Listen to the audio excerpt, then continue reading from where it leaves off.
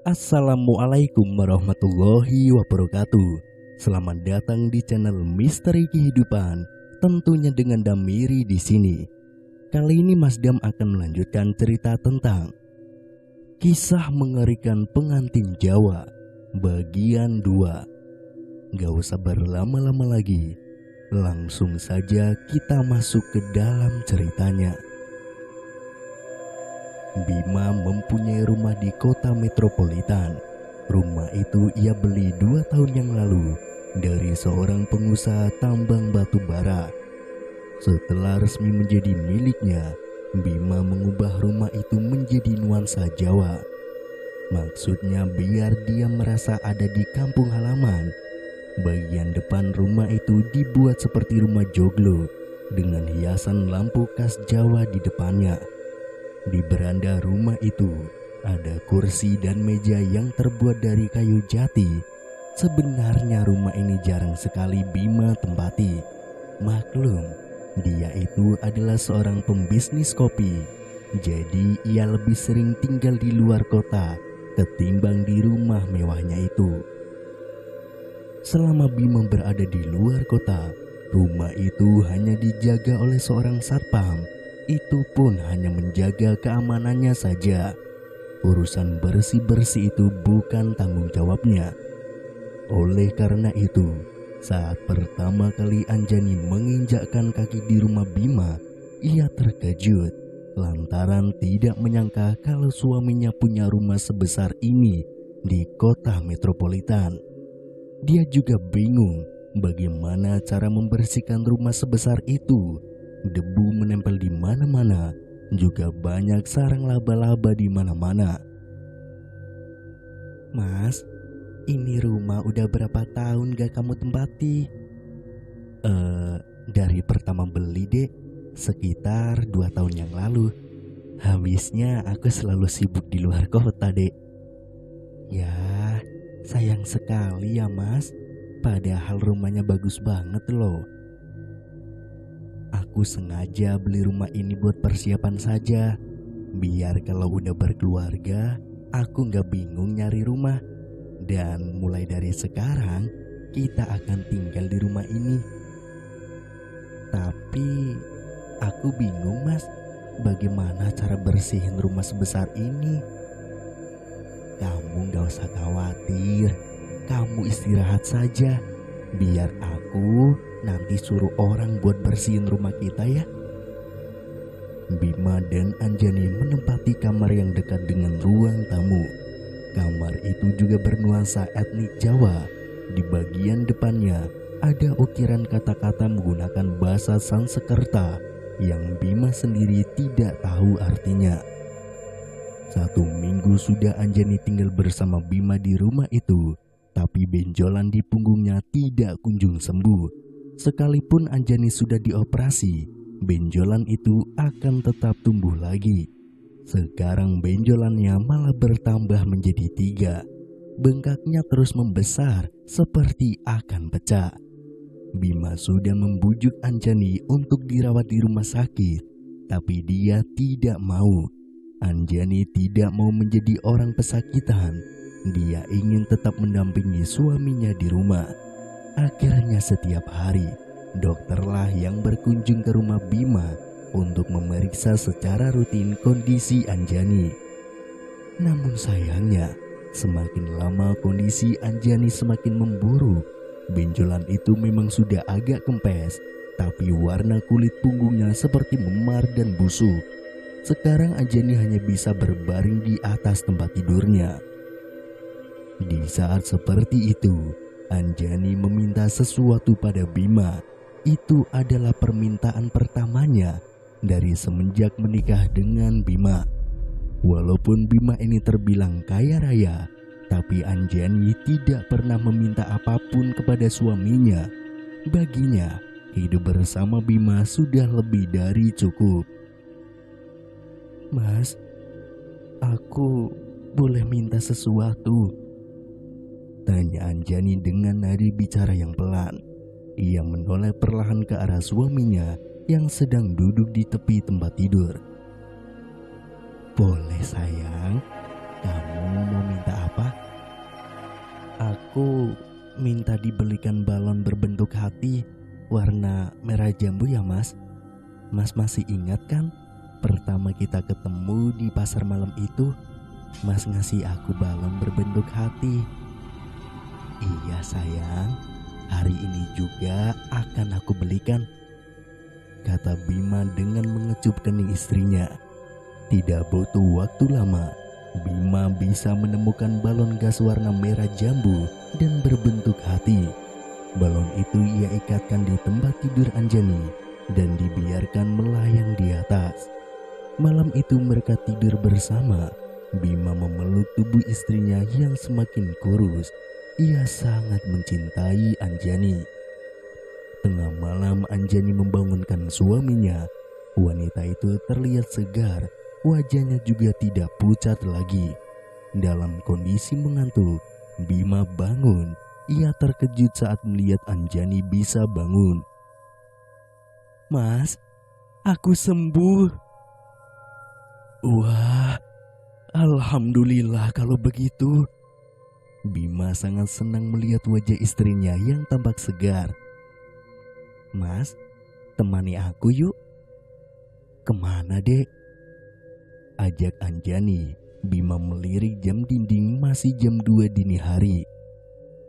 Ke kolam renang belakang rumah kita mas. Bima mengiyakan ajakan istrinya. Dia pun turun dari tempat tidur. Lengan Bima ditarik oleh Anjani. Wanita itu terlihat gembira sekali. Malam-malam begini, Anjani berendam di kolam renang. Bima sudah melarangnya, tapi Anjani memang bandel. Sesekali dia malah mencipratan air ke arah Bima. Tepat jam 3 dini hari, mereka berdua kembali ke tempat tidur. Bima memeluk tubuh istrinya, dan itu menjadi pelukan terakhirnya. Sebab keesokan paginya, Anjani sudah meninggal dunia. Dia tidur untuk selama-lamanya. Bima menangis, bahkan ia berteriak di samping jasad Anjani. Ia tidak menyangka kalau kebahagiaannya sesingkat ini. Orang tua Anjani dijemput, begitupun dengan orang tua Bima. Mereka semua berkumpul di kamar Anjani. Sementara itu mayat Anjani dibaringkan di atas tempat tidur dan sudah dikafani oleh Bima sendiri. Bu, Pak, aku mau memakamkan Anjani di kamarku sendiri, kata Bima dengan suara yang parau. Jelas saja itu membuat orang tua Anjani kaget. Gak bisa nak, Anjani akan kami bawa ke Mojosari, kata bapak Anjani yang sudah tua itu. Pak, aku masih sayang sama dia pak. Kumohon, izinkan aku memakamkannya di kamar ini. Aku janji akan merawat makam Anjani dengan baik. Udah gila ya kamu Bim? Biarkan Anjani dikubur di kampung halamannya, timbal ibu Bima marah. Bu, tapi aku belum siap kehilangan Anjani bu. Menurut ayah, biarkan Bima mengubur istrinya di kamar ini. Kini ayahnya Bima membela. Kedua orang tua Anjani terdiam. Mereka seperti tengah mempertimbangkan permintaan Bima. Ya sudah kalau itu mau kamu. Tapi kamu harus jaga kuburan anak kami dengan baik, kata ayah Anjani yang akhirnya mengiyakan keinginan Bima. Kalian semua sudah gila. Mana mungkin ada kuburan di dalam kamar, bentak ibunya Bima. Biarkan saja mah, itu kemauan anak kita. Ayah Bima tetap membela anaknya. Maka malam itu juga lantai kamar Bima dibongkar. Anjani dikuburkan di dalam kamar itu. Balon gas berbentuk hati diikatkan di batu nisan Anjani.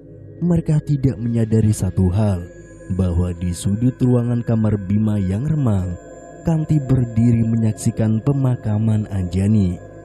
Kanti sudah sejak lama ada di kamar itu. Dari awal dia memang mengikuti Anjani.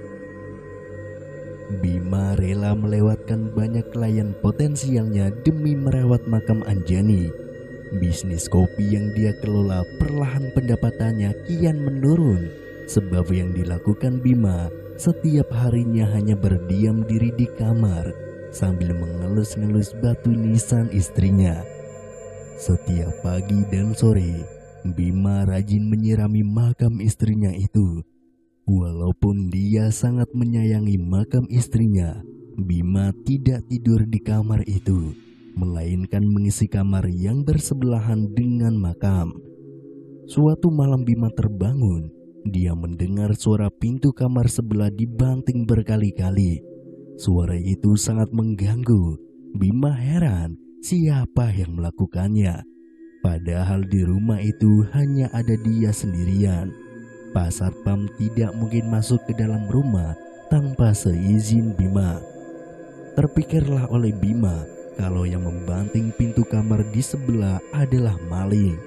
Buru-buru ia mengambil sebuah pistol yang ia beli dari pedagang ilegal. Sambil mengendap-endap, Bima mendekat ke pintu kamarnya. Dia harus hati-hati, takutnya maling itu juga membawa pistol. Dengan pelan, ia membuka sedikit pintu kamarnya dan mengintip dari celah pintu itu. Tidak sampai 10 detik, Bima dengan cepat menutup kembali pintu kamarnya. Dia kaget dengan apa yang dilihatnya barusan. Di pintu kamar tempat Anjani dimakamkan, ia melihat sosok si Kanti sedang memainkan daun pintu. Wajahnya datar dan menakutkan. Rambutnya menjuntai panjang, mungkin sampai 10 meter, merambat di atas tanah. Bima masih mendengar suara pintu dibanting. Jantung Bima berdetak hebat. Dia tidak tahu apa yang harus dilakukannya sekarang. Beberapa saat kemudian, suara itu hilang. Bima kembali mengintip dari celah pintu. Dan kali ini dia terjungkal saking kagetnya. Karena si Kanti berdiri tepat di depan pintu kamarnya sendiri. Pintu kamar Bima perlahan terbuka sedikit. Mungkin hanya 1 jengkal tangan orang dewasa. Masih dalam posisi duduk, Bima merisut mundur sambil mengarahkan pistolnya ke pintu. "Salah aku apa? Kenapa kamu terus menggangguku?" bentak Bima. Tidak ada sosok yang muncul dari balik pintu itu. Bima bangkit sambil terus waspada. Dia mendekat ke arah pintu. Dari balik pintu itu, ada seseorang yang melempar sebuah kain kafan yang tampak kotor. Masih ada butiran tanah pada kain kafan itu. Segera Bima mengambil kain kafan itu. Terfikirlah sesuatu di kepalanya. Buru-buru dia keluar lalu masuk ke dalam kamar tempat Anjani dikuburkan. Bima mematung di depan pintu kamar istrinya. Kain kafan yang ia bawa seketika jatuh. Ada yang merobohkan makam istrinya. Mayatnya digeletakkan begitu saja di atas lantai tanpa kain kafan alias telanjang bulat. Bima lari keluar rumah untuk memanggil Mang Asep, satpam penjaga rumahnya. Ia mau meminta bantuan untuk menguburkan kembali mayat Anjani. Mang Asep yang malam itu sedang mendengkur di posnya seketika terbangun karena Bima menggedor kaca jendela pos satpam. Mang Asep, tolongin saya, Mang," kata Bima. Mang Asep dengan sigap memakai topi satpamnya dan keluar dari dalam pos. "Ada apa, Pak?" tanya Mang Asep. Dia ikut panik. Di dalam hatinya Mang Asep menebak-nebak kalau rumah majikannya itu kemalingan. "Ayo, segera ikuti saya. Saya butuh bantuan Mang Asep sekarang." "Siap, Pak, siap." Mang Asep penasaran lantaran jarang sekali malam-malam begini Bima membangunkannya. Bima menyuruh Mang Asep untuk menunggu di depan kamar, sementara Bima akan mengafani lagi istrinya itu. Setelah selesai, Bima langsung menghampiri Mang Asep, lalu menyuruhnya untuk mengambil cangkul di gudang. Mang, malam ini gak lihat orang masuk ke rumah saya kan? Tanya Bima sebelum Mang Asep mengambil cangkul. Iya pak, gak lihat. Oh ya Mang, Mang Asep kan dari tadi tidur. Maaf pak, saya ketiduran. Memangnya ada apa ya pak? Makam istri saya ada yang bongkar. Hah? Serius pak? Iya Mang, cepat ambil cangkul, bantu saya menguburkannya lagi. Baik pak. Tidak lama berselang, Mang Asep muncul membawa 2 buah cangkul. Dia memberikan 1 cangkul itu pada majikannya. Tangan Mang Asep bergetar saat menyentuh mayat Anjani yang mulai membusuk itu. Wajah Anjani keriput dan lembek. Di bagian mata dan hidung menetes darah hitam yang kental. Mayat itu baru akan mengalami proses pembusukan. Mang Asep turun ke dalam liang lahat. Dia menyambut mayat yang disodorkan Bima dari atas. Setelah itu Bima ikut masuk ke dalam liang lahat. Sebelum mayat Anjani dihadapkan ke arah kiblat, tiba-tiba Mang Asep melihat kedua mata Anjani melotot. Mayat itu lalu tiba-tiba tersenyum dingin pada Mang Asep. Jelas saja Mang Asep kaget lalu berteriak. Refleks dia keluar dari liang lahat itu. Anehnya, yang melihat kejadian mengerikan itu hanya Mang Asep. Sementara Bima tidak melihat keanehan apapun pada mayat Anjani. Mang, ada apa Mang? Itu Bu Anjani hidup lagi pak. Tunjuk Mang Asep ke arah mayat Anjani. Mang Asep masih melihat kalau Anjani itu melotot sambil tersenyum. Ia pun lari keluar dari kamar, meninggalkan Bima seorang diri di dalam liang lahat. Mang Asep, tunggu Mang. Kamu mau kemana Mang? Panggil Bima dari dalam liang lahat. Ini masih jam 3 dini hari. Hujan turun dengan begitu deras membasahi kota metropolitan. Sepagi itu pasar dekat rumah Bima mulai sibuk. Banyak mobil pick-up yang keluar masuk pasar untuk mengangkut barang dagangan. Koloni gelandangan yang tidur di emperan pertokohan mulai berlari mencari tempat yang aman dari cipratan air hujan. Di emper masjid dekat pasar, seorang pemuda berpakaian hitam putih masih tertidur pulas berbantalkan tas gendong miliknya. Dia adalah seorang pengangguran yang seharian mencari pekerjaan, namun nasib baik belum memihak padanya. Berbeda dengan orang-orang itu, apa yang dilakukan Bima di jam 3 pagi dini hari ini tidak lazim. Ia sedang susah payah menguburkan kembali istrinya. Kedua tangannya gemetaran membetulkan ikatan kain kafan.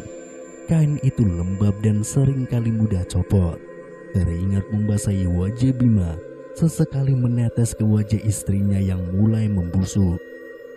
Setelah berhasil menghadapkan jenazahnya ke arah kiblat, ia menutupnya dengan papan lalu menguburkannya kembali. Setelah selesai, Bima terkapar di samping kuburan istrinya. Dia sangat kelelahan hingga akhirnya tertidur pulas. Jam 10 pagi, Bima tergeragap bangun. Kamar itu sangat kotor. Tanah berserak di mana-mana. Cangkul bekas semalam tergeletak di samping Bima. Ia mengucek kedua matanya lalu beranjak keluar kamar. Bima langsung pergi ke kamar mandi. Langkah Bima terhenti saat melihat tapak kaki berlumuran tanah di atas lantai. Tapak itu mengarah ke kamar mandi. Perlahan Bima mengikutinya. Setibanya di kamar mandi, tapak kaki misterius itu merambat ke dinding dan berhenti di dekat lampu. Di sana ada sebuah tulisan menggunakan noda tanah. Itu adalah tulisan Anjani. Bima sangat kenal dengan tulisan Anjani. Pergilah ke Mojosari, Mas. Begitulah pesan yang tertulis di sana. Sesaat setelah Bima membacanya, tulisan itu lenyap begitu saja. Ada apa di Mojosari? Kenapa Anjani menyuruhnya untuk pergi ke sana? Karena penasaran, hari ini juga Bima akan berangkat ke Mojosari.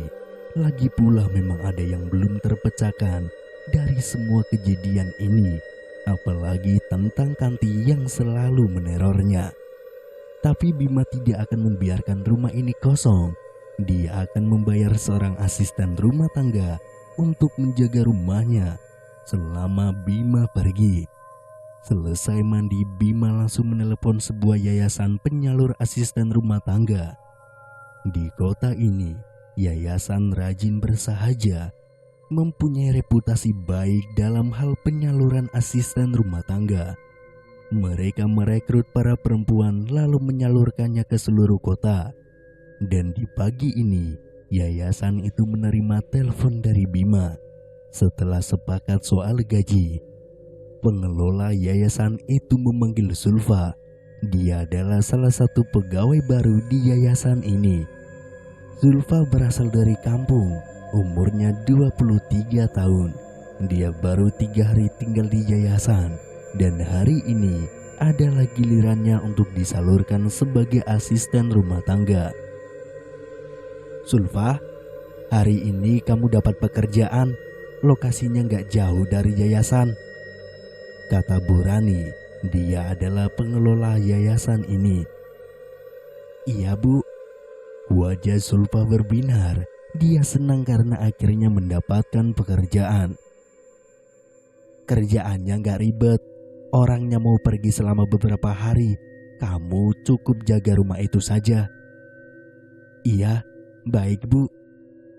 Kalau kerja kamu bagus, bisa jadi si pemilik rumah akan terus mempekerjakan kamu.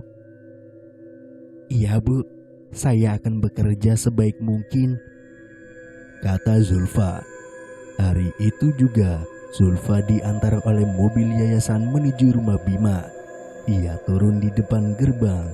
Tidak ada satupun orang yang menyambut kedatangan Zulfa. Pintu gerbang itu dibiarkan terbuka sedikit. Pos satpamnya sepi. Zulfa celingkukan dan dengan ragu-ragu dia pun masuk ke halaman rumah Bima. Dia terus berjalan melewati pepohonan mangga yang rindang. Zulfa lalu berhenti di beranda rumah. Permisi, kata Zulfa. Namun tidak ada jawaban dari si pemilik rumah. Ia lalu mengetuk pintu rumah itu. Seketika pintu itu dibuka. Bima akhirnya keluar. Ia sudah berpakaian rapi hendak berangkat ke Mojosari. Ayo, segera masuk. Pekerjaan kamu mudah. Kamu cukup jaga rumah ini ya. Kamu tidak perlu membersihkan seluruh ruangan. Kerja semampu kamu saja. Yang penting kamu harus selalu awasi rumah ini. Jangan sampai ada orang asing masuk. Aku sudah pasang CCTV di gerbang dan juga di halaman rumah. Kamu bisa mengeceknya setiap saat. Dan ini uang cash buat kamu sehari-hari. Bima menyerahkan sejumlah uang tanpa berkenalan terlebih dahulu. Bima menerocos tanpa jeda membuat Zulfa harus fokus mendengarkan semua arahannya. Satu lagi, dan ini yang paling penting. Kamu lihat kamar itu? Bima menunjuk ke kamar tempat Anjani dikubur. Iya Pak. Jangan sekalipun kamu masuk ke kamar itu ya. Apapun yang terjadi, kamu gak boleh masuk ke sana, ujar Bima. Wajahnya terlihat sangat serius, bahkan terkesan mengancam. Iya Pak. Ini kunci rumahnya, dan ini kunci gerbang. Aku mau pergi untuk beberapa hari, kata Bima. Dia mengambil koper dan bergegas ke garansi mobil. Zulfa mengikutinya dari belakang. Ia menawarkan bantuan untuk membawa koper, tapi Bima menolak. Setelah Bima pergi, Zulfa masuk kembali ke dalam rumah. Ia mengunci pintu dan jendela rumah itu rapat-rapat. Sekarang tinggal Zulfa sendirian di rumah. Ia berdecak kagum melihat interior rumah bernuansa Jawa. Zulfa melangkah mendekat ke sebuah foto pernikahan Bima dan Anjani yang cukup besar. Foto itu dipajang di ruang tamu. "Cantik," gumam Zulfa. Ia tersentak ketika mendengar seseorang membuka pintu kamar. Zulfa mengerutkan dahi. Dia memperhatikan wajah wanita yang muncul dari kamar itu. Wajahnya sama seperti di foto. "Istrinya Pak Bima ya?" tanya Zulfa. Wanita itu mengangguk sambil tersenyum. "Saya Zulfa, asisten rumah tangga baru di rumah ini." Bersambung.